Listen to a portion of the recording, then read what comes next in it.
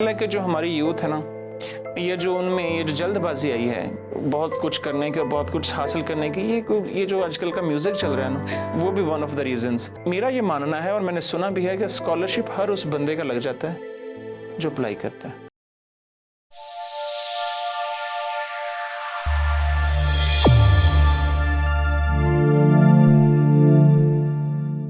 बिस्मिल्लाहिर्रहमानिर्रहीम। यूलर्न के प्लेटफॉर्म से मैं हूं अमल चौहान। जैसा कि आप सब जानते हैं, यूलर्न पाकिस्तान का वाहिद ऐसा इदारा है जो इंटरमीडिएट लेवल पर ऑनलाइन एजुकेशन प्रोवाइड कर रहा है। यूलर्न के प्लेटफॉर्म से पूरे पाकिस्तान में 18,000 से ज़ायद students FSc, pre medical, pre engineering, ICS, MDCAT और ई कैट की ऑनलाइन तैयारी कर रहे हैं। यही नहीं, यूलर्न अपने स्टूडेंट्स के लिए डिफरेंट सेगमेंट्स सेशंस भी लेकर आता है। आज के हमारे सेशन मीट द गेस्ट में हमारे गेस्ट हैं मोहम्मद अवैस साहब, जो कि एक बहुत अच्छे टीचर भी हैं, मैथ कम्युनिकेशन में पीएचडी भी कर रहे हैं और यही नहीं, रिसर्च सॉफ्टवेयर के ट्रेनर भी हैं। तो चलें इनसे बातचीत करते हैं। अस्सलाम वालेकुम सर। जी वालेकुम सलाम। सर, सबसे पहले तो थैंक यू सो मच, आपने हम लोगों के लिए वक्त निकाला। तो सर, मैं जानना चाहूँगी कि अपने बारे में कुछ बताएं, आपने तालीम का आगाज़ कहाँ से किया और आपका ये जो टोटल जर्नी था ये कैसा रहा? First of all Amal, thank you very much for inviting me. Basically मेरा ताल्लुक चीचावतनी से है। चीचावतनी के एक छोटे से गांव से हमारा ताल्लुक है। वहाँ से हमने बुनियादी तालीम हासिल की। उसके बाद मास्टर्स जो है वो मैंने बहादुर ज़िकिया यूनिवर्सिटी से किया है विद अ डिस्टिंक्शन। और एमफिल जो है वो मेरा पंजाब यूनिवर्सिटी से और बाकी तालीम भी पंजाब यूनिवर्सिटी से। उसके बाद मैंने एक रिसर्च फेलोशिप कंप्लीट की हार्वर्ड यूनिवर्सिटी में, जो कि रिसेंटली पिछले साल मैं कंप्लीट करके आया हूँ। और कम्युनिकेशन यूनिवर्सिटी ऑफ चाइना से भी हम रिसर्च फेलोशिप के तौर पे जा रहे हैं next month. As far as अगला क्वेश्चन क्या था आपका? सर, ये आपका जर्नी कैसा रहा? हाँ, उससे पहले मैं को बात करना चाह रहा था, ये मसला है जब ऑनलाइन होते। एनीवेज, तो जर्नी बड़ा खूबसूरत रहा। हम इस शोबे में बाई चॉइस आए थे, टीचिंग के शोबे में। मेरे dad basically he was a businessman, तो मैं भी उनके साथ था, लेकिन मैंने उसको छोड़ के ये टीचिंग फील्ड चूज़ की। So it was my passion and अल्हम्दुलिल्लाह I am very much satisfied. Sir, आपने मैथ कम्युनिकेशन की फील्ड को ही क्यों चूज़ किया? क्या मैथ कम्युनिकेशन का अब जो टाइम है हमारा, जिस हम एरा में हैं, उसमें मैथ कम्युनिकेशन का क्या रोल है? देखिए, कम्युनिकेशन इज़ मैजिक। कहा जाता है हमारी फील्ड में कि you can not communicate. Even जब आप सो भी रहे हों, तो आपके जो आपके जो भी इनसाइड जो चल रहा है, जैसे आप ख्वाब की बात कर लें, तो वो भी एक कम्युनिकेशन है आपके साथ। सो आप हर वक्त कम्युनिकेशन में होते हैं। आप हर वक्त कम्युनिकेट कर रहे होते हैं विद वन सेल्फ और विद समवन अदर। तो मेरा जो इसमें इंटरेस्ट हुआ, मैं शुरू से ही, मेरे डैड एक एविड न्यूज़पेपर रीडर थे। घर में वैसा एनवायरनमेंट था, न्यूज़पेपर में टॉक शोज़ के अलावा कुछ नहीं चलता था, तो न्यूज़ कॉलम्स पढ़ते थे। तो वहाँ से मेरी हैबिट डेवलप हुई। मैं जब से, मेरा ख्याल है मेरी उम्र जब थी 7 इयर्स, तो मैं डैड के साथ एसोसिएट हो गया था ज़्यादा, उनकी बिजनेस साइट्स पे जाना सारा कुछ। तो वहाँ से फिर उनकी जो भी आदत थी वो मेरे में आना शुरू हो गई। तो मेरा ज़्यादा इंटरेस्ट था इस जर्नलिज्म की फील्ड में, तो मैं बाई चॉइस फिर इसमें तालीम भी इसमें हासिल की और आगे चल के अपना करियर भी जो एज टीचर मैं एक यूनिवर्सिटी में पढ़ा रहा हूँ यहाँ पे, उसमें लिया। सर, आपको क्या लगता है, अक्सर हम लोग मतलब बच्चों का कॉन्सेप्ट है स्पेशली ये, कि हम लोग मैथ कम्युनिकेशन पढ़ के जी प्रोग्राम एंकर बनेंगे, न्यूज़ एंकर बनेंगे या एंकर बनेंगे, इससे आगे उनकी सोच नहीं जाती। यही वजह है कि हम लोग बस समझते हैं कि मैथ कम्युनिकेशन पढ़ के इसी फील्ड में आया जा सकता है। तो आप बताएं, आप एक टीचर भी हैं, कि मैथ कम्युनिकेशन पढ़ के आप किस किस फील्ड में जा सकते हैं, क्या क्या स्कोप है? ये बड़ा अच्छा सवाल है आपका, क्योंकि जब हम फर्स्ट सेमेस्टर में हमारे पास बीएस के बच्चे आते हैं, तो हम उनसे जब सवाल पूछते हैं कि आप क्या बनना चाहते हैं फ्यूचर में, तो almost, I am not exaggerating, almost 95% लोग कहते हैं कि हमने एंकर बनना है। तो इसलिए डिससेटिस्फेक्शन भी शायद उनमें फिर ज़्यादा होती है at the end of the day, जब वो फ़ौरन वो हासिल नहीं कर पाते। लेकिन उनको ये पता नहीं है कि एंकर बनने के लिए भी वो सारी चीज़ें पीछे से, जैसे आपने पहले लिखना होता है, रिपोर्टिंग करनी होती है, फिर स्टेप बाय स्टेप आप चलते हैं। तो उनको वो, आई एम सॉरी टू से, लेकिन वो समझते हैं कि वो फ़ौरन उनको एंकर बना दिया जाए और वो बन जाएंगे। ऐसा नहीं है। जैसे आपके ये कैमरामैन हैं, आपने देखा होगा कि इंटरव्यू स्टार्ट होने से पहले उन्होंने कितनी मेहनत की है। तो और दूसरी बात कि ये फील्ड बड़ी डायनामिक है। कम्युनिकेशन, जैसे मैंने शुरू में अर्ज की कि you can not communicate, business में कम्युनिकेशन की जॉब्स आती हैं, यू नेम इट, कोई भी डिसिप्लिन ले लें, तो ये सबसे बड़ी इंटरडिसिप्लिनरी हमारा डिसिप्लिन है ये।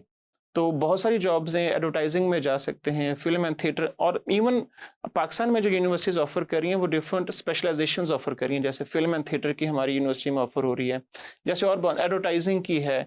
और अगर आप एमफिल की बात करें तो हम एमफिल में रिसर्च और प्रोफेशनल के 2 अलग से ट्रैक ऑफर कर रहे हैं।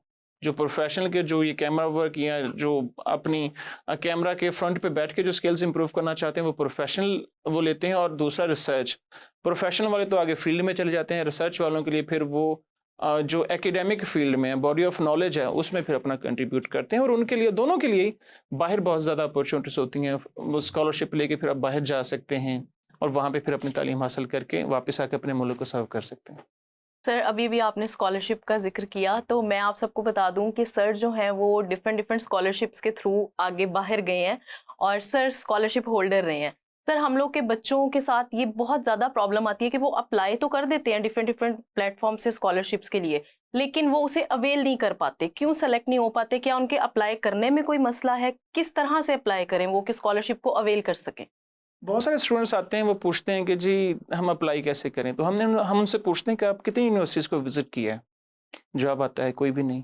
तो हम उनसे पूछते हैं कि कितनी वीडियोस देखी हैं कोई ऐसी जिसमें वो बता रहे हों कि आपने कैसे बाहर जाना है। अभी हमने स्टार्ट नहीं किया। हमें बस ये बता दें कि आइल्स ज़रूरी है या नहीं है। अभी बाहर जाना तो आप आइल्स करें।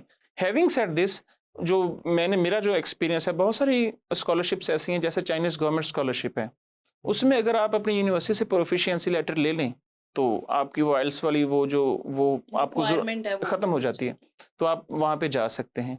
और सबसे बड़ी बात अमल जो मैंने ऑब्जर्व किया है कि लोग, हमारे स्टूडेंट्स को असल रिक्वायरमेंट का नहीं पता होता, क्योंकि रीडिंग नहीं कम है, मैं नहीं तो नहीं कहूँगा, लेकिन कम है। यूनिवर्सिटीज़ विजिट करें, उनकी रिक्वायरमेंट देखें। अब आपको ये जान के शायद हैरत हो कि मैं जब हार्वर्ड में था तो मैं उनकी एडमिशन कैंपेन का भी पार्ट रहा हूँ, ताकि मैं जान सकूं और यहाँ पे आके अपने स्टूडेंट्स को गाइड कर सकूं कि आप हार्वर्ड जैसे दायरे में कैसे जा सकते हैं। तो यू वोंट बिलीव कि उन्होंने 4 टर्म्स के लिए, जब मैं वहाँ पे था, 4 टर्म्स के लिए जो GRE टेस्ट है, जो बहुत टफ समझा जाता है पाकिस्तान में, वो वेव ऑफ किया हुआ था। और जब मैं वापस आया अपने स्टूडेंट्स को बताया, किसी को पता ही नहीं था। रिसर्च ही नहीं करते ना हम। और रिसर्च ही नहीं करते, बस बाहर जाना है, लेकिन हमने तरीके नहीं पता। वो पंजाबी में कहते हैं कि डक्का नहीं तोड़ना, तो कुछ भी नहीं करना, लेकिन ऐसे नहीं होता। अच्छा, एक और बात मैं आपको बता दूं कि जो मेरा एक्सपीरियंस है, शॉर्टकट इसमें नहीं चलते। हम भी देखते थे जब कोई लोग बाहर जाते हैं तो वो मतलब कैसे बाहर जा सकते हैं, तो शुरू में हमें भी लगा कि वो कोई एक्सेप्शनल लोग होते हैं, तो वो हम में से नहीं है, वो मैं नहीं हूँ। लेकिन जब मैंने इसके बारे में R&D करना शुरू की, जब मैंने पढ़ना शुरू किया, जब मैंने अप्लाई करना शुरू किया, रिजेक्शंस आई, और रिजेक्शन को मैंने मोटिवेशन के तौर पे लिया और लर्निंग अपॉर्चुनिटी ली। जैसे लेट्स से मैंने किसी प्रोफेसर को कहा कि मैं इस पे काम करना चाह रहा हूँ और आप की सुपरविजन में काम करना चाह रहा हूँ, तो उसने रिजेक्ट किया, लेकिन उसने बड़े खूबसूरत तरीके से रिजेक्ट किया। उसने कहा कि आपका काम बहुत अच्छा है, मुझे पसंद है, पाकिस्तान में एक काम करना नीड ऑफ द आवर है, तो आप, लेकिन अनफॉर्चुनेटली मेरी इसमें एक्सपर्टीज़ जो हैं, या वो कभी ये कह देते हैं या वो कहते हैं कि मेरे पास पहले ही जो स्लॉट्स हैं वो ख़त्म हो चुकी हैं, लेकिन ये मेरे कोलीग्स हैं, इनके पास अपॉर्चुनिटी है। तो इस तरीके से आप स्नो बॉलिंग के ज़रिए आपके नेक्सस बनता जाता है और eventually you hit the bulls आई, तो आपको मिल जाती है। तो बॉटम लाइन इज़ के स्टूडेंट्स थोड़ा सा पढ़ें, गाइडेंस लें अपने टीचर्स से, और ख़ुद भी कुछ करें, और पढ़ के फिर वो रिक्वायरमेंट पूरी करके फिर इसके बारे में सोचेंगे उन्होंने क्या करना है, कहाँ पे अप्लाई करना है। हम लोग की जो यूथ है वो बहुत जल्दबाज है। उन्हें होता है कि बस कोई भी एक शॉर्टकट वे मिल जाए और हम लोग के पास हर चीज़ आ जाए, मौजूद हो हमारे पास, और बस हमें पता चल जाए ये पासपोर्ट है, ये टिकट है, इस दिन हम बाहर जा रहे हैं। उन्होंने खुद कुछ भी R&D नहीं करनी। इवन दैट जो बच्चे पढ़ के आ रहे हैं, उनके सिस्टर्स वगैरह ने अप्लाई किया हुआ ऑलरेडी बाहर, और उनके थ्रू उनका भी अप्लाई कर दिया, पढ़ के भी आ गए हैं स्कॉलरशिप पे, लेकिन यहाँ ये नहीं पता प्रोसेस क्या था जिससे गए हैं। बड़ा अच्छा सवाल है आपका और बड़ी अच्छी ऑब्जर्वेशन है। मेरा ख्याल है कि जो हमारी यूथ है ना, ये जो जल्दबाजी आई है बहुत कुछ करने की और बहुत कुछ हासिल करने की, ये जो आजकल का म्यूज़िक चल रहा है ना, वो भी वन ऑफ द रीजंस। बड़ी बड़ी गाड़ियाँ दिखाई जाती हैं, और ख़ासतौर पे ड्रामाज में भी शायद ऐसा ही चल रहा हो, और बाकी मीडिया पे आप देख लें तो मीडिया को भी अपनी लाइन दुरुस्त करने की ज़रूरत है। तो आपकी बात ठीक है कि मैंने जो ऑब्ज़र्व किया है इसमें शॉर्टकट नहीं है। आपकी बात ठीक है कि जो किसी के कहने पे, मतलब अगर कोई मेरे पास आए और कहे कि मुझे ये तैयार करके दो ये डॉक्यूमेंट्स, तो मैं तो नहीं कर सकूंगा, लेकिन अगर मैंने तैयार करके दे दिए तो वो आगे दूसरे को कैसे गाइड करेंगे। तो आपकी बात ठीक है कि आपको खुद को, अगर आप में ये अर्ज है कि बाहर जाके कुछ सीख के आना है और वापस पाकिस्तान की सोसाइटी में कुछ ना कुछ कंट्रीब्यूट करना है, तो खुद मेहनत करें। जिससे आई एम सॉरी, ये हमारे दोस्त कहा करते हैं कि मेहनत जवान की मौत है, जो कि आजकल सारे नौजवानों में शायद उन्होंने अपना वो बना लिया। बिल्कुल, मेहनत और काम दोनों जवान की मौत है। सर, आप माशाल्लाह से हार्वर्ड यूनिवर्सिटी से पढ़कर आए हैं, आपको क्या लगता है कि वहाँ के तालीमी निज़ाम में और पाकिस्तान के तालीमी निज़ाम में क्या फ़र्क है? सबसे पहले तो आपको ये नोटिस करना चाहिए कि पाकिस्तान में oldest university according to my limited knowledge वो Punjab university of the Punjab है, 1885। तो वहाँ पे जो हार्वर्ड है वो 1636 में वो बनी थी। और अगर आप वहाँ यूके में चले जाएं तो कैम्ब्रिज यूनिवर्सिटी 1200 किसी साल में बनी थी। तो कितनी पुरानी यूनिवर्सिटी है, तो कितना एक्सपीरियंस है उनके पास। अनफॉर्चुनेटली हम उनके एक्सपीरियंस से सीखते नहीं हैं। जो मैंने ऑब्जर्व किया है, चीज़ें वही हैं वहाँ पे। हमारे प्राइवेट तालीमी इदारों में वो चीज़ें इम्प्लीमेंट हो चुकी हैं, लेकिन हमारी आगे कैपेसिटी बिल्डिंग नहीं हुई। मैं इसकी एक मिसाल देता हूँ। टीचर्स जहाँ पे ये पाकिस्तान में जब बनते हैं, तो आपने एमफिल किया, आप टीचर बनने के लिए अहल हैं, लेक्चरर बनने के लिए, यूनिवर्सिटी में पढ़ाने के अहल हैं। कोई टीचिंग कोर्स नहीं, कोई ऐसी ट्रेनिंग नहीं। वो बाद में करवाते हैं यूनिवर्सिटीज़ वाले, लेकिन स्टार्ट में आप लोगों का एप्टीट्यूड देखें, स्टूडेंट्स का एप्टीट्यूड देखें कि वो टीचिंग की तरफ आ भी सकते हैं या नहीं, क्योंकि उन्होंने कौम की किरदार साजी और वो सारा कुछ करना होता है। हर किसी का कैलिबर नहीं होता टीचिंग का। और दूसरी बात ये, जब मैं वहाँ पे था बॉस्टन में, तो मैं बॉस्टन के एरिया की, बॉस्टन में हर वक्त कोई 2.5 लाख स्टूडेंट रहता है। वो बहुत रिच है एजुकेशन के मामले में। तो वहाँ पे करीब करीब यूनिवर्सिटीज़ भी बहुत हैं। MIT हार्वर्ड से कोई चंद किलोमीटर दूर है। तो कहने का मतलब ये कि बहुत सारी यूनिवर्सिटीज़ हैं। तो मैं ऑलमोस्ट हर यूनिवर्सिटी में गया हूँ। वहाँ पे ये होता है कि वो एडमिशन कैंपेन चलाते हैं। एडमिशन कैंपेन BS के स्टूडेंट्स के लिए, PhD के स्टूडेंट्स के लिए। तो मैं तो PhD में था ही, तो मैं लेकिन उनके एडमिशन कैंपेन में भी गया कि मैं पता करूं कि वो कैसे स्टूडेंट को मोटिवेट करते हैं, क्या क्या रिक्वायरमेंट है। तो मैंने वहाँ पे जो सीख के अब दोबारा अपने यहाँ पे आके क्लासरूम्स में उसको शेयर भी करता हूँ अपने स्टूडेंट्स के साथ। अगेन बात वही है। और हाँ, बुक रीडिंग की जो हैबिट है ना, वो मैंने वहाँ पे पढ़ी। देखिए, आप किसी भी समय में सफ़र कर रहे हो, तो हम बैठने के साथ ही गाड़ी में या कहीं पे भी मोबाइल यूज़ करना शुरू कर देते हैं। मैंने वहाँ पे ये बहुत देखा कि वो बुक्स पढ़ते हैं। शायद ये वन ऑफ द रीजंस है कि उनकी जो थिंकिंग कैपेसिटी हमसे बेहतर है। तो बुक रीडिंग की आदत, बेशक वो आप इलेक्ट्रॉनिक मीन्स से पढ़ लें या बुक से पढ़ लें, वो हमें डेवलप करनी चाहिए। और स्टूडेंट्स जो हैं वो इसीलिए at the end of the day कामयाब नहीं हो पाते, क्योंकि वो उनकी जो एफर्ट है वो इनकम्प्लीट होती है। और मैं यहाँ पे अपने आपके तवसल से अपने जो स्टूडेंट्स देख रहे हैं उनको ये बता दूं कि मेरा ये मानना है, और मैंने सुना भी है, कि स्कॉलरशिप हर उस बंदे का लग जाता है जो अप्लाई करता है। बिलीव मी, आप 6 महीने दे दें इसको, आपकी स्कॉलरशिप लग जाएगी। और coming back to your question about educational system, तो this is one of the reasons के वो पुरानी हैं। दूसरा, उनके जो बजट होता है वो बहुत ज़्यादा होता है। वो टीचर्स दुनिया भर से जो बेस्ट टीचर्स होते हैं वो उनको इनवाइट करते हैं पढ़ाने के लिए, वो वहाँ पे पढ़ाते भी हैं। रैंकिंग उनकी बड़ी अच्छी होती है। मैं अगेन बता दूं कि प्राइवेट यूनिवर्सिटीज़ पाकिस्तान में और सरकारी भी मॉडल वही फॉलो कर रही हैं, लेकिन कैपेसिटी नहीं है हमारी।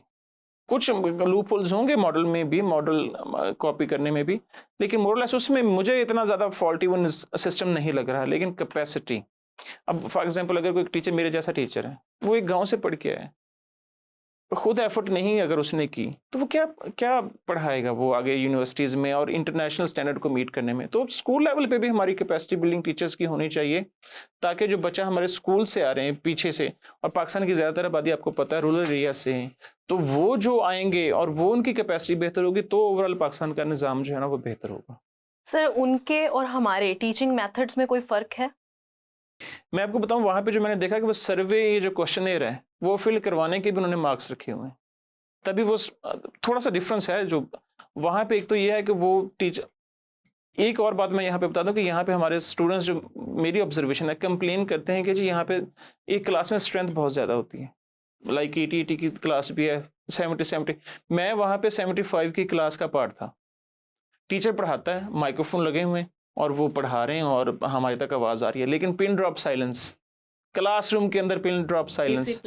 डिसिप्लिन, यहाँ पे डिसिप्लिन ऑटोमेटिकली मेंटेन हो जाएगा अगर हमारे स्टूडेंट्स बेहतर हो जाएंगे। अगर हमारे स्टूडेंट्स पढ़ना शुरू कर देंगे, सीरियस हो जाएंगे अपनी तालीम के लिए, तो टीचर्स पे भी प्रेशर आएगा। टीचर्स भी फिर जिनका किबला दुरुस्त नहीं है, मेरा ख्याल है सारे टीचर्स बेहतर काम कर रहे हैं, लेकिन अगर कहीं पे कोई बेहतरी की उम्मीद है या बेहतरी की गुंजाइश है तो वो स्टूडेंट्स के प्रेशर से, स्टूडेंट्स पढ़ के हैं, टीचर को टफ टाइम दें, पूछें सवाल, जो टॉपिक है उसके बारे में वो उनको क्वेश्चन, तो इवेंचुअली टीचर खुद पढ़ मतलब ज़्यादा मेहनत करके जाना शुरू कर जाएगा अगर उसने पिछली दफ़ा ठीक से सवाल नहीं किया। तो अगेन मैं ये जिम्मेदारी डालूंगा स्टूडेंट्स पे, क्योंकि टीचर्स तो हमारे पास MIT के भी टीचर्स हैं, लाहौर में डिफरेंट यूनिवर्सिटीज़ में पढ़ाने वाले, हार्वर्ड में यकूब बंगी साहब एक होते थे, वो यहाँ पे पढ़ा रहे हैं। तो टीचर्स तो हमारे पास बेहतर हैं, उनसे बात करें तो उनके स्टूडेंट्स भी ऐसे ही हैं। तो मेरा ख्याल है कि ज़्यादा हम स्टूडेंट्स जो है ना वो गाइडेंस भी देनी चाहिए टीचर्स को, लेकिन स्टूडेंट्स को थोड़ा सा मजीद सीरियस होने की ज़रूरत है। सर मेरा नेक्स्ट क्वेश्चन जो था वो आपसे यही है कि आप माशाल्लाह से टीचिंग कर रहे हैं, तो सर इस टीचिंग के फील्ड में आपका खुद का जो पर्सनल एक्सपीरियंस है वो कैसा रहा, कि स्टूडेंट्स में आप किस चीज़ की कमी देखते हैं, कि जो जब आप बच्चों को पढ़ाते हैं उसमें किस चीज़ की कमी आ रही है उन बच्चों में कि वो मार्केट में जब जाते हैं या अपनी प्रोफेशनल फील्ड में उतरते हैं तो उनको काम नहीं आता, क्यों उनको पहले सिखाना पड़ता है, क्या ये रट्टा सिस्टम है, क्या क्या रीजंस हैं? ये बड़ा कॉमन सवाल है हमारी मैस कम्युनिकेशन के फील्ड में। जर्नलिस्ट जो काम कर रहे हैं प्रैक्टिकल फील्ड में, वो कहते हैं कि जी हम यूनिवर्सिटी से जो आने वाले हैं उनसे हम क्या काम लें, उनको तो आता ही कुछ नहीं है। With due respect I want to disagree with that argument. देखें, ये जो हम मैस कम्युनिकेशन की अगर हम बात करें तो इसमें जो हम बुक्स पढ़ाते हैं वो जर्नलिस्टों ने लिखी हुई हैं, वो जर्नलिस्ट लिखते हैं जिनका 28-30 साल का एक्सपीरियंस है। तब प्रॉब्लम इज़ वो आगे चल के प्रैक्टिस नहीं होता। तो मेरा ख्याल है जो फॉल्ट लाइन है, जो जहाँ पे इम्प्रूवमेंट की ज़रूरत है वो हमारा आप मैं आपसे एक सवाल करता हूँ, जो पाकिस्तान जिस तरीके से न्यूज़ कवरेज करता है, ये पाकिस्तान जिस तरीके से इवेंट्स को कवर करता है, आप उससे सेटिस्फाइड हैं? नहीं। There you are, I hope you got your answer कि पाकिस्तान का जो प्रैक्टिस है उसमें फॉल्ट है, पढ़ाने वाले में फॉल्ट नहीं है। इसीलिए या जो हमारा करिकुलम है उसमें ऐसा जितना ज़्यादा फॉल्ट नहीं है। इसीलिए जो करिकुलम है वो आगे चल के जब इम्प्लीमेंट नहीं होता तो अब जो इवेंचुअली वो जो प्रैक्टिशनर्स है वो कहते हैं कि हमें ठीक से जो ह्यूमन रिसोर्स नहीं मिल रहा। लेकिन ह्यूमन रिसोर्स कैसे मिले जब आपकी प्रैक्टिस गलत है? तो मैं इसमें जिम्मेदारी ज़्यादा स्टेक होल्डर्स जो हैं वो प्रैक्टिशनर्स को कहता हूँ कि वो अगर हमारे पढ़ाए हुए बच्चे या जो यूनिवर्सिटीज़ पढ़ा रही हैं, जो ग्रेजुएट कर रही हैं और जो उनके पास नॉलेज है, उनके मुताबिक चलना शुरू कर दें, उनके मुताबिक एथिक्स को फॉलो करना शुरू कर दें, तो जो आज हम देख रहे हैं मीडिया पे उससे कुछ to be on safe side 50% तो चीज़ें बेहतर हों।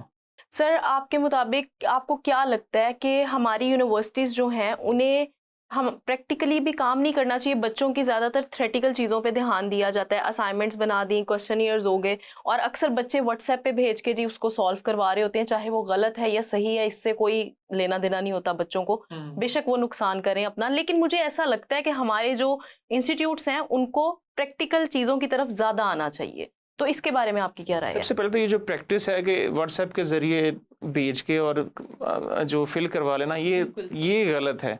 हमें अपने एथिक्स, अब उस टीचर को तो नहीं पता कि उसने आगे स्टूडेंट को कोई क्वेश्चनर भेजा है, ईमेल किया तो उसने आगे से, खास तौर पे कोविड में तो ऐसा बहुत ज़्यादा प्रैक्टिस रही होगी जी ऑनलाइन, मेरा ख्याल है। तो ये स्टूडेंट ने अपना नुकसान किया है। टीचर कहाँ पे फॉल्टी है? टीचर नहीं, हो सकता है कि वो क्रिएटिव ना बनाए हों, लेकिन जितने मर्जी क्रिएटिव बना लें। आजकल अगर आप तो ऑनलाइन यहाँ पे लर्निंग सिखा रही हैं, जैसे चैट GPT है, ये आ गई और बहुत सारे AI के टूल्स आ गए हैं। तो अब क्या करेंगे? जब तक हम अपने एथिक्स बेहतर नहीं करेंगे, जब तक हम अपने आप को उस दायराकार में नहीं लेके आएंगे कि हमारे डूज ये हैं, डोंट्स नहीं है। टीचर को तो नहीं पता कि आपने कहाँ से करना है। टीचर तो यही अज्यूम कर रहा है कि आप खुद लिखेंगे, खुद जो सीखेंगे। तो आप अगर किसी और से, आपसे मर्द स्टूडेंट्स आप किसी और से करवाते हैं तो इवेंचुअली नुकसान आपका है। और यहाँ पे मैं ये जिक्र कर दूँ कि हमें ओवरऑल सोसाइटी भी, हम एथिक्स का और दूसरों का ख्याल रखने का बिल्कुल भी परवाह नहीं करते। मैं यहाँ पे एक मिसाल कोट करना चाहता हूँ कि मैं एक दफ़ा न्यूयॉर्क जाने का इत्तेफाक हुआ, तो एक दोस्त था साथ, उसको उस ट्रिप के दौरान कोविड हो गया। उसने मुझे नहीं बताया। मेरी वापसी की टिकट मैंने करवा ली और मैं वापस आना चाहता था, लेकिन उसने मुझे आने नहीं दिया। उसने कहा कि पहले मैं आपका कोविड के टेस्ट करवाऊंगा। तो कोविड की टेस्ट की तब अब थी नहीं शर्त कि आपको कोविड का टेस्ट करवाना है पहले और नेगेटिव हो सारा कुछ, तो लेकिन उसने मुझे आने नहीं दिया। उसने कहा कि मैं पहले आपका कोविड का टेस्ट करवाऊंगा। कोविड का टेस्ट हुआ, नेगेटिव हुआ, उसके बाद उसने मुझे आने दिया। मैंने कहा आपने क्यों ये करवाया, आपने क्यों ये किया? तब मैंने पूछा। उसने कहा कि यार देखो, आपकी वजह से जो दूसरे सफ़र करने वाले हैं उनको नुकसान हो जाता। मैंने वहाँ पे उसको फिर पूछा, मैंने कहा लेट्स से मेरी हार्वर्ड में कोई इंपॉर्टेंट मीटिंग होती या कोई ऐसी क्लास होती तो कहता मैं तुम्हें खुद ड्राइव करके वहाँ पे छोड़ के आता। इस हद तक वो दूसरों का ख्याल रखते हैं। तो एक तो अपने साथ ये आप अपने साथ जो है ना वो अपने आप पे एथिक्स को फॉलो करना ज़रूरी समझें, और जो स्टूडेंट्स को टीचर्स भेजते हैं असाइनमेंट्स वो खुद उसको फिल किया करें। और प्रैक्टिकल नॉलेज और उसकी तो वो मैं पहले जवाब दे चुका हूँ कि यूनिवर्सिटीज़ को भी चाहिए कि उसको रिविजिट करें, और हमारी जो प्रैक्टिकल फील्ड है वहाँ पे भी जो बैठे हुए हैं वो भी ज़रा देखेंगे अगर उनमें कोई इल प्रैक्टिस है या बैड प्रैक्टिस है तो उसको भी एड्रेस करें, ताकि दोनों एक टेबल पे आ सकें और दोनों कुछ विन विन सिचुएशन में कुछ वो अपने करिकुलम को बेहतर करें, कुछ ये अपनी प्रैक्टिसेस को बेहतर करें। अगर आप ऐसे इल्ज़ाम लगाते रहेंगे, अगर मीडिया की बात करें कि आप गलत सारा कर रहे हैं और हम कहते रहेंगे कि आपके यहाँ प्रैक्टिस गलत है, तो वो भी गलत है। तो उनको भी चाहिए, और हम भी, हमारे यहाँ HEC की जो टीम्स आती रहती हैं वो करिकुलम को रिविजिट करती रहती हैं, तो हम भी गाहे बगाहे वो उसको रिविजिट करते रहते हैं और अकॉर्डिंग टू प्रेजेंट वो हम उसको चेंज करते रहते हैं। लेकिन आगे चल के हमें जब वो देखते हैं कि मैं आपसे सवाल पूछता हूँ कि आप जो मीडिया पे चल रहा है उससे सेटिस्फाइड हैं? नहीं। तो आई hope you got your answer कि प्रैक्टिस में भी हमारे कुछ ना कुछ मसाइल हैं, सिर्फ उसमें नहीं जो हम पढ़ा रहे हैं। तो दोनों को ही अपने आप को दुरुस्त करने की ज़रूरत है। वही बात आ जाती है ना कि एक दूसरे को ब्लेम करने से बेहतर है कि हर कोई अपनी कैपेसिटी में ये देख ले कि उसका क्या फर्ज है, अपनी उन चीजों को फॉलो करना स्टार्ट कर दे, अपने आप में बेहतरी लाना शुरू कर दे, अपने पे काम शुरू। एथिक्स रूल्स जितने लॉज जितने मर्जी सख्त कर लें, एथिक्स को जब आप फॉलो नहीं करेंगे ना, अपने आप को जब आप स्क्रूटनी अपनी नहीं करेंगे ना, और अपने आप को अगर इंडिविजुअल एंटिटी के तौर पे नहीं बल्कि कलेक्टिविज्म के तौर पे अगर देखेंगे तो फिर चीज़ें बेहतर हो सकती हैं। सर, आप जैसा कि आप जानते हैं कि पाकिस्तान में स्पेशली कोविड के बाद से ऑनलाइन एजुकेशन जो है, जिसे लोग ई लर्निंग के नाम से भी पहचानते हैं, एडटेक के नेम से, डिफरेंट नेम्स हैं। तो ऑनलाइन एजुकेशन यहाँ पे कहने का मकसद ये है कि सबको आसानी से समझ में आ सके। तो ऑनलाइन एजुकेशन ग्रो कर रहा है पाकिस्तान में। आपको क्या लगता है कि ये स्टूडेंट्स के लिए एक अच्छा इनिशिएटिव है? क्या ये स्टूडेंट्स के लिए फ़ायदेमंद चीज़ है? इसके बगैर तो वजूद भी मुमकिन नहीं है। आप देखें कोविड में जब सारी क्लासेस ऑनलाइन शिफ्ट हो गई थी तो ये वो इंटरनेट ही तो था जिसने एक स्टूडेंट का टीचर के साथ कनेक्शन बनाए रखा। हमने डिफरेंट ऑनलाइन प्लेटफॉर्म्स के ज़रिए, वीडियो कॉन्फ्रेंसिंग सॉफ्टवेयर्स के ज़रिए स्टूडेंट्स को पढ़ाया। तो ये तो मेरा ख्याल है कि डिबेटेबल भी नहीं है कि इंटरनेट वक्त की ज़रूरत है या नहीं है, ऑनलाइन लर्निंग वक्त की ज़रूरत है या नहीं है, ये बिल्कुल ज़रूरत है। लेकिन अनफॉर्चुनेटली यहाँ पे मैं आपको ये भी बताना चाहूँ कि मेरा कुछ यहाँ पे यूनिवर्सिटीज़ विज़िट करने का इत्तेफाक हुआ, वहाँ पे इंटरनेट ही नहीं है, क्लासरूम्स के अंदर इंटरनेट नहीं है। तो वो क्या पढ़ाते होंगे, या मतलब पढ़ाते तो होंगे लेकिन अपने आप को अपडेट करने की ज़रूरत है। तो online education is the future of Pakistan.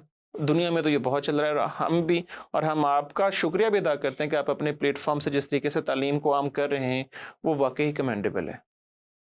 Sir, क्योंकि कोविड के बाद से जब कोविड स्टार्ट हुआ तब मैं टीचिंग कर रही थी, तो ये मेरा खुद का पर्सनल एक्सपीरियंस है कि स्टूडेंट्स को तो छोड़ दें, टीचर्स को भी ये ऑनलाइन एजुकेशन के लिए जो जो चीज़ें यूज़ हो रही हैं, सॉफ्टवेयर यूज़ हो रहे हैं, वो नहीं पता थे, ना उनको ऑपरेट करना आता था। तो टीचर्स के लिए भी वो खासा मसला रहा था, तो स्टूडेंट्स के लिए भी रहा। तो बेहतर नहीं है कि हम इसे पहले से इस चीज़ के ऊपर अब काम स्टार्ट कर दें कि जो जो चीज़ें बच्चों को इसके बारे में भी नॉलेज दिया जाए।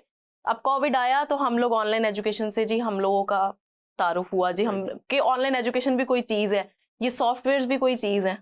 तो हम लोगों को स्टार्टिंग से अब जो बच्चे आ रहे हैं उनको इस पे काम करना नहीं सिखाना चाहिए? देखिए, मेरे ख्याल में हर crisis comes with an opportunity. तो वही हुआ, कोविड आया, पूरी दुनिया बंद हो गई, तो हमने भी जो ऑनलाइन जो रिसोर्सेज थे अपने वो बेहतर चलाने सीखे। टीचर्स ने भी, स्टूडेंट्स ने भी। इनिशियली कुछ गलतियां हुई हमसे भी, स्टूडेंट्स से भी, और कई उसमें यह था कि कई जो स्पेशली रूरल एरिया से थे उनके यहाँ इंटरनेट नहीं था, तो उनको भी कुछ एड्रेस किया। वो बेचारे, मुझे याद है कि वजीरिस्तान का एक स्टूडेंट था, वो गांव से शहर जाया करता था क्लासेस लेने के लिए, online class. Yes, online classes. तो हुकूमती लेवल पे भी हमें चाहिए कि हमें इंटरनेट को हर जगह पे पहुंचाएं, ताकि अब देखें यूट्यूब है, जैसे जैसे आपका प्लेटफॉर्म है, अब घर बैठे आप सीख सकते हैं यूट्यूब पे। अब मेरा ख्याल है कि कोई ऐसी चीज़ नहीं है जिसके बारे में आप सीख ना सकें। अब वो ये जो स्टूडेंट्स क्लेम करते हैं कि मुझे डाटा नहीं मिला या मुझे सीखने के लिए मेरे पास अपॉर्चुनिटीज़ नहीं थी, तो वो मेरा ख्याल है वो खुद सीखने से लेम एक्सक्यूज और सीखने से घबरा रहा है। आप ऑनलाइन जाएं। तो coming back to your question, online learning is the future of Pakistan. आप अब देखें जियोग्राफिकल बाउंड्रीज, मैं एन वीवो में, जो आपने स्टार्ट में मेरे इंट्रोडक्शन में बात की कि रिसर्च सॉफ्टवेयर के एक्सपर्ट हूँ मैं और मैं ट्रेनर हूँ। मैं अभी तक China, India, Turkey, Ireland, USA और बहुत सारी कंट्रीज़ को ऑनलाइन ट्रेनिंग करवा चुका हूँ, उनके डिफरेंट यूनिवर्सिटीज़ के स्टूडेंट्स और फैकल्टी को। कैसे मुमकिन हुआ? ऑनलाइन के ज़रिए। अगर मुझे यहाँ से जाना होता, कई कंट्रीज़ में मैं गया भी हूँ, लेकिन अगर मुझे हमेशा ये ज़रूरत होती है कि मैं वहाँ पर जाऊँगा तो करूँगा, तो मैं अपना नॉलेज शेयर ना कर सकता। तो नॉलेज शेयरिंग बहुत ईजी हो गया इंटरनेट के ज़रिए, और हमें भी, अपने स्टूडेंट्स को भी, जितनी भी इसमें जो जदीद जो डेवलपमेंट्स हो रही हैं उनको अपने मतलब उनसे हम आशना होना चाहिए, और वो हो रहे हैं। आजकल की जो जनरेशन है, जैसे मेरे स्टूडेंट्स हैं आप कह लें, वो हमसे ज़्यादा बेहतर सोशल मीडिया ऐप्स यूज़ कर रहे हैं। हम भी कोशिश करते हैं, कभी कभी हम लेफ्ट ओवर फील करते हैं जब वो क्लास में किसी ऐप का जिक्र करते हैं और हमें ना चलानी आती हो, तो हम एटलीस्ट उसको देखते हैं ताकि कल को कोई एग्जाम्पल देनी पड़े। हमारी सोशल साइंस की फील्ड में तो हम एग्जाम्पल्स देते ही सोसाइटी से हैं, बिल्कुल। तो वो जब आप तक उसके साथ खुद हम आंग नहीं होंगे तो आप एग्जाम्पल्स क्या देंगे? तो टीचर्स को भी और स्टूडेंट्स को भी कर रहे हैं, और मजीद बेहतर भी हो सकता है। सर, आप स्टूडेंट्स को, मैथ्स कॉम के स्टूडेंट्स भी और ओवरऑल बाकी फील्ड के भी जो स्टूडेंट्स हैं, उन्हें क्या एक एडवाइस करना चाहेंगे जिस पे अमल करके वो अपने स्किल्स को बेहतर बना सकते हैं? Excellent question. मैंने वहाँ पे जो वेस्ट में देखा है, अमेरिका में भी और बाकी जगहों पे भी, कि वो अब अगेन इसका लिंक जो है वो ओवरऑल मुल्क के सिचुएशन के साथ भी है। वो मास्टर्स करते हैं या बीएस करते हैं या इंटरमीडिएट से के बाद वो जॉब करना शुरू कर देते हैं। मास्टर्स में, सॉरी एमफिल में और पीएचडी में वही आता है जो सीरियस होता है, इसने पढ़ना होता है। हमारे यहाँ अनफॉर्चुनेटली मसला यह है कि जो जॉब नहीं मिली तो चलो अब फ्री बैठे हैं तो एमफिल कर लें, पीएचडी कर लें। इसलिए हमारे इस खित्ते से, या पर्टिकुलर पाकिस्तान की बात करें, तो यहाँ से कंट्रीब्यूशन नॉलेज की कम है, क्योंकि हम जॉब के लिए पढ़ते हैं, हमारे पास और कोई काम नहीं है। हम वो urge to contribute into the existing body of literature, वो शायद कम है। वो डेवलप तभी होगी जब आपको पीठ की फिक्र नहीं होगी। तो हमारे यहाँ एक तो यह, दूसरा स्टूडेंट्स जो मैंने ऑब्जर्व किया है, बुक रीडिंग, मैं बुक को भी अगर साइड पे कर दूं तो रीडिंग आप मोबाइल पे पढ़ लें। रीडिंग जितनी ज़्यादा करोगे उतने बेहतर आप कम्युनिकेटर बनोगे, उतने बेहतर आप लर्नर बनोगे, और उतने ही बेहतर आप कामयाब इंसान भी बनोगे। तो reading is the word that I want to communicate to my students at the last. Sir, मैंने बहुत सारे लोगों का इंटरव्यू किया और आपको पता है कि जितने भी लोग यहाँ आए, मोस्टली उनकी बच्चों को एक ही एडवाइस थी, बुक रीडिंग। आज अगर वो किसी जगह पे हैं तो इट मीन्स वो अपना पर्सनल एक्सपीरियंस बयान कर रहे हैं ना, तो उन्होंने बच्चों को यही एडवाइस की, बुक रीडिंग। और वाकई ऐसा है, मैं खुद भी यूथ में आती हूँ कि बुक रीडिंग अब हम भूल गए हैं, राइट, नहीं पढ़ते। अगर हम रोज की 2 लाइन्स भी पढ़ लेना तो शायद उनसे कुछ सीख लेंगे। बुक रीडिंग सिर्फ वो हार्ड पेपर वाली नहीं, आप पीडीएफ फॉर्म वर्जन पढ़ लें। लेकिन मैं आपको ये भी बता दूं, जैसे आपने इंटरनेट की बात की और आपका प्लेटफॉर्म भी इंटरनेट का है, इंटरनेट की वैसे चीज़ें बड़ी आसान हुई हैं। अब लेट से आपको कोई मसला, मतलब आपने कोई चीज़ पढ़नी है और आपने बिफोर इंटरनेट आप लाइब्रेरी में जाती, पूरे कैटलॉग्स देखती और फिर जाके वो आपको मतलूबा चीज़ मिलती। अब गूगल है, बाकी बहुत सारे सर्च इंजन हैं, एक क्लिक, एक आप जो है वो अपने प्रॉम्प्ट लिखें और आपके सामने रिजल्ट्स आ जाते हैं। और चैट जीपीटी ने और गूगल के बार ने और वो जो बाकी माइक्रोसॉफ्ट ने भी निकाला, कितनी चीज़ें आसान कर दी हैं। इसलिए मैंने वो पिछली अपनी स्टेटमेंट से बुक को साइड पर कर दिया। रीडिंग, ये नहीं रीडिंग के मैसेज पढ़ो और किसी ने, वो भी ज़रूरी है, सोशल कनेक्टिविटी भी ज़रूरी है, लेकिन जो नॉलेज की रीडिंग है, जो लोग लिख चुके हैं, जो क्रिएटिव लिख चुके हैं, जो अपनी आप जिस फील्ड में भी हैं उसके बारे में, तो रीडिंग सबसे ज़रूरी है। बुक, अगर आप आजकल की जनरेशन को बुक से थोड़ी सी कोफ्त है कि यार क्या हार्ड फॉर्म में लेके पढ़ना, तो वो ठीक है, आप बुक को साइड पर करें, रीडिंग तो करें ना कम से कम, और रेलिवेंट लिटरेचर पढ़ें। तो ये ज़रूरी है, आपकी बात बिल्कुल ठीक है। और वो जो पहले यहाँ पे गेस्ट आए हुए थे वो बिल्कुल ठीक कह रहे हैं, उसके बगैर कुछ नहीं। आप कोई भी कामयाब इंसान देख लें, उसकी लाइब्रेरी जाके घर देख लें, आपको आंसर मिल जाएगा कि वो 100 एग्री क्यों कामयाब है। तो यस, यू आर राइट कि reading is very important. Sir, thank you so much for your time. इसी के साथ हम सर से इजाज़त चाहेंगे। आपने बहुत ज़्यादा हम लोगों के साथ इंफॉर्मेटिव जो थी वो टिप्स और बातें शेयर की हैं। उम्मीद करती हूँ कि आप लोगों को आज का हमारा सेशन बहुत अच्छा लगेगा और आप लोगों के लिए बहुत सारी इसमें इंफॉर्मेटिव चीज़ें थी, बातें थी, तो इसे ज़रूर देखिएगा। इसी के साथ अमल चौहान को दीजिए इजाज़त। अल्लाह हाफ़िज़।